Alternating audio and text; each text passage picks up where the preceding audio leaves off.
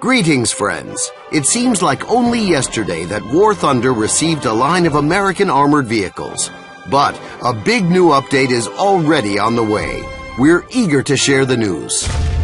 We have a pleasant surprise for those with low-spec computers. The optimization for ultra-low mode has been improved significantly. The display is now better at these settings, and there's no performance loss. If anything, there's a slight performance improvement. New graphical effects have also been added to the game.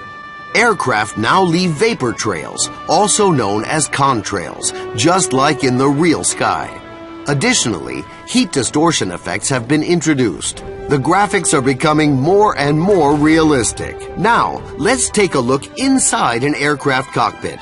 Don't forget to close the canopy. That's right, cockpit canopies are now animated, which fans of simulator mode and first-person view are sure to appreciate. But don't forget, an open cabin seriously affects your speed. So, in a battle situation, you're better off keeping your canopy closed. Admittedly, not all aircraft are equipped with this mechanism yet, but for all the new aircraft added to the game, the cockpit will be operable. Another new introduction will simplify night flying. You can now activate internal lights in the cockpit. This works on aircraft that had an illumination device at the pilot's disposal in real life. But what about the tankers? Ground warfare fans can experience what it was like to be a real tank driver. The game will now have a driver view, which significantly simplifies orientation while on the move. Naturally, the driver can't shoot, but getting around obstacles and spotting enemies ahead will be easier. The visibility is stunning. And while we're on the subject of visibility, we'll show you another new tool for the crew commander: binoculars. Good optics can help you find an enemy setting up an ambush, and in general, surveying the area through binoculars is far easier than through a cannon sight, which is particularly important for the non-rotating superstructures of SPGs like tank destroyers. Our developers have also done a lot of work on physics improvements and ground interaction. Previously, it didn't matter if your wheels or tracks were likely to dig into the ground or churn up mud, and, for example, it also didn't matter if it was dirt, grass, cobblestone, gravel, or an asphalt road you were driving on. From now on, you will have to take into consideration what type of material you are driving across.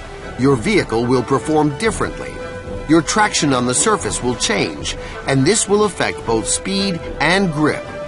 Other details will be changing too, like wheel spins or slipping, as well as track marks that are left behind on unpaved roads.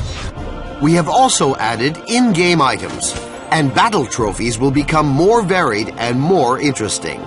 Things that you can't earn in battle can be bought in the store or won in wagers. However, the wagers made don't come down to randomness or luck. The players themselves affect the result and increase the chances of winning.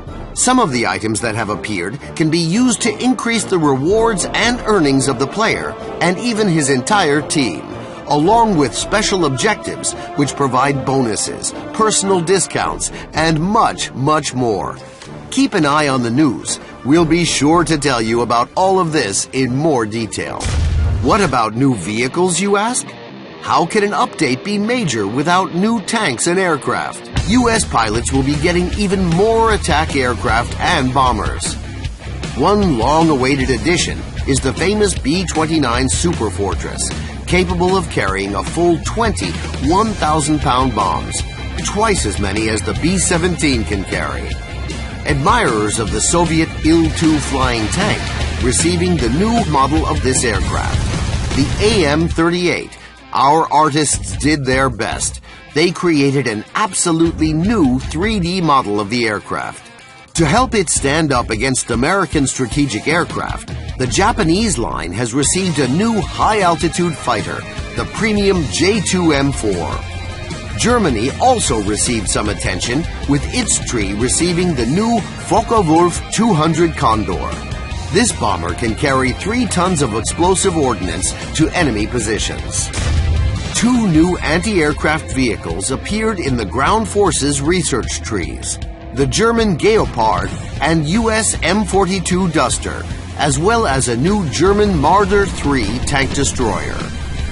There are now more premium tanks for fans and collectors. The American line has received an upgraded model of the Pershing, the M26E1. With its more powerful gun, this steel general can compete with any opponent on the battlefield.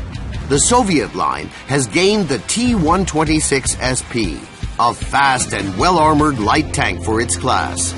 Scouting, flanking, capturing points, you won't find a better tank for these tasks.